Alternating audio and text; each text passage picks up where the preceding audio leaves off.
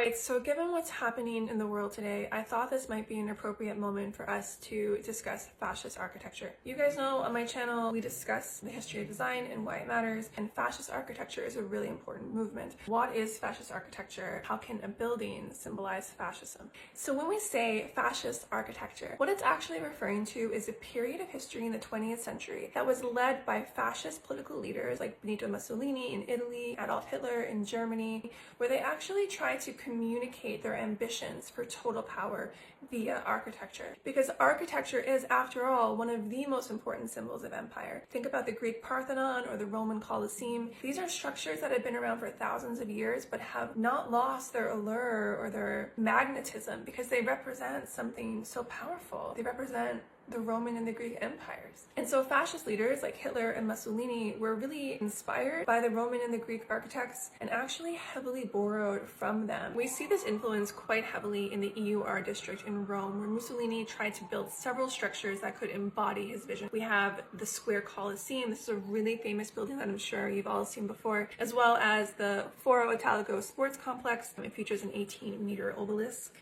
which actually has Mussolini, the leader, engraved on it. Right away, when you look at these buildings, you get a sense of what Mussolini was trying to communicate. There's a discipline to them, there's a strictness to them, a rigidity, but also a legacy of ancient Rome. They are beautiful, they're powerful, and I would actually go so far as to say that they are a little bit scary in how perfect they are. And this is exactly what fascist architecture is all about. Like Mussolini, Hitler was also very interested in architecture as a tool of power, and him and his architect Albert Speer actually had an entire city plan done for Berlin that they were going to create after World War II. You can see here in this map of what's called the world capital, the continuity between Mussolini's designs and Hitler's designs. This is done intentionally. It gives an impression of a single vision, solidarity, eternity, the all-powerful fascist state. There's no room for individuality here. This is the patriarchal, there's only one way to do things. Of course, as we now know, World War II did not favor the Nazis, and thus